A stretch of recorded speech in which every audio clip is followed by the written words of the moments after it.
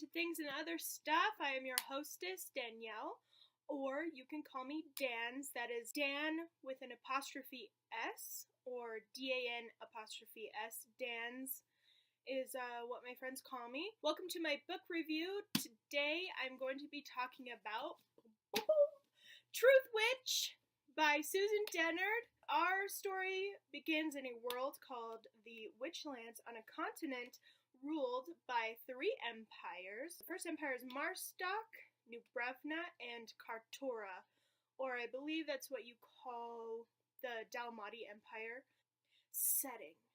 It is the 19th year in the 20-year war truce between the alleged three empires. They made this truce because they were all at war, and then they were like, let's sign this war truce just to give ourselves a break. And they're like, okay, so it's coming to the end of the 20-year war truce. But war is inevitable, obviously, in this land where people are born with a witchery that sets them apart from everybody else. Some of the witcheries are tide witches, which can control the tide, obviously, and the waves, and they can also poison your water supply, which is a cool thing, like if you're a tide witch and you're wanting to, poison people, but it's also bad if you're, like, part of a country where you don't have any tide witches, so you can't clean the water, and it's whatever. And then there are fire witches, which have amazing, powerful healing abilities and can, like, heal even the most brutal of injuries, and also they can, like,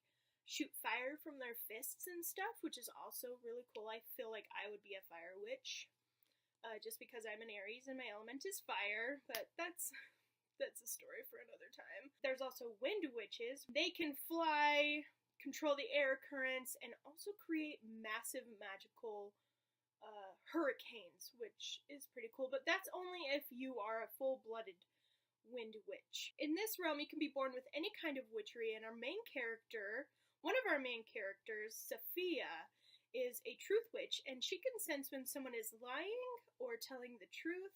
She can also sense when someone doesn't belong in certain groups, and if there's an assassin dressed up as in someone's kingdom or something, she can sense that that's false and know that that person doesn't belong there, so it's kind of cool, so she can detect if people are in disguise or not. Her witchery is a very rare gift. The last truth witch was executed, I believe, about 100 years ago for conspiring with another kingdom. So Sophia, she's on the cover, isn't it beautiful?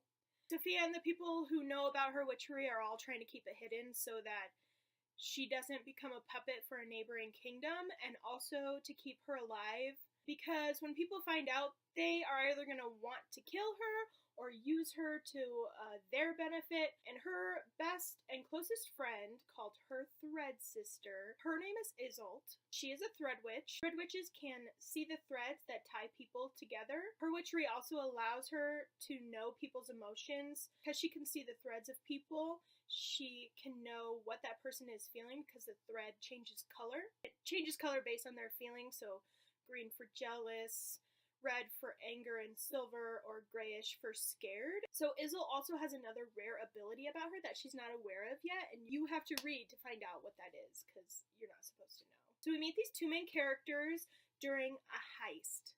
And it's not your normal kind of heist, because Sophia got swindled by a dazzling, handsome cheater at cards, which is funny because she's a truth witch, but she couldn't tell that he was lying. They're on this road trying to catch that guy to get all their money back. Along comes an unexpected surprise. A nobleman's caravan is heading right for their trap. Knowing that they should flee before it's too late, they dress up as dirty poor peasants and try to get around them, but the nobleman's caravan hits the trap, setting it off, and then they come face to face with a Carowin monk.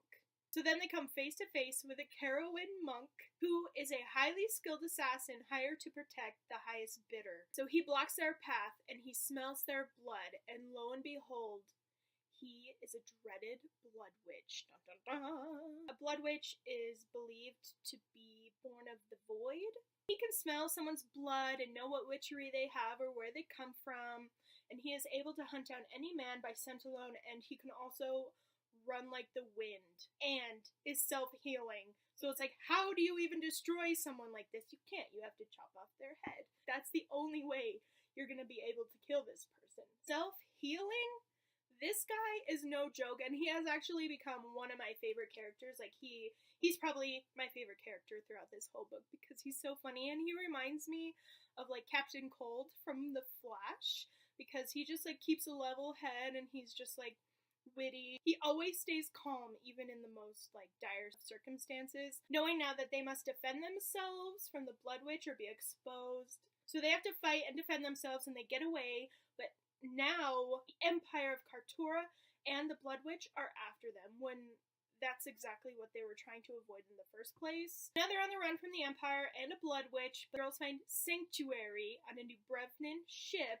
The captain is none other than Prince Merrick, a temperamental, hot-headed wind witch, and his crew. Prince Merrick has agreed to keep Sophia safe in exchange for trade with her uncle Aaron. Through this whole journey, somehow, like, all the empires find out that Sophia is a Truthwitch, so Marstock is after her now, and other people are after her now and want to get a hold of her so that they can use her for political advances, so that they can win the war. Sophia is on the run with her friend Isolt and with Merrick. Will she ever be free from life on the run? You'll have to find out in Truthwitch by Susan Dennard. This is an addictive story full of magic, sisterhood, assassins, adventure, betrayal, pirates, sea monsters, characters that you cannot help but fall in love with, and a whole lot of action. This book is just like chock full of good and wonderfulness. I read this literally in 2 days, and one day I was just like, halfway through, and I'm like, I'm just gonna finish. And so I stayed up until like 1 or 2 in the morning finishing it, and it was so worth it because it was so amazing. You will love it. You cannot help but fall in love with this book. Susan Dennard's writing is so addictive. It just like pulls you in. Like in the beginning, you're just like sucked into the story, and it won't let you go until the last page. Trust me, you will not regret reading this fantastical book. Second thing I also really loved was the sisterhood of friendship between Sophie and Isolt. The trust and bond between these two characters is just so beautifully written in this story. To do anything for the other is just a beautiful display of deep and meaningful friendship. I have a thread sister. She is someone I consider to be the other half of my soul. Will say something that like, how did you know that I was gonna say that? Because I know you so well. I think Augustine is it the best. He says, "Thou half of my soul, for I felt that my soul and his soul were one soul in 2 bodies." And that's from his book Confessions, Volume 6. Such a sweet display of friendship and sisterhood. Let me know in the comments below who your thread sister is or who your thread brother is. If you like this video, give it a thumbs up and also hit subscribe if you would like to be notified when I post new videos. I'll also post a link to Goodreads about Truthwitch by Susan Dennard in the description below so that you can go check it out. Thank you for watching Things and Other Stuff, and I will see you next time with a new video. Bye!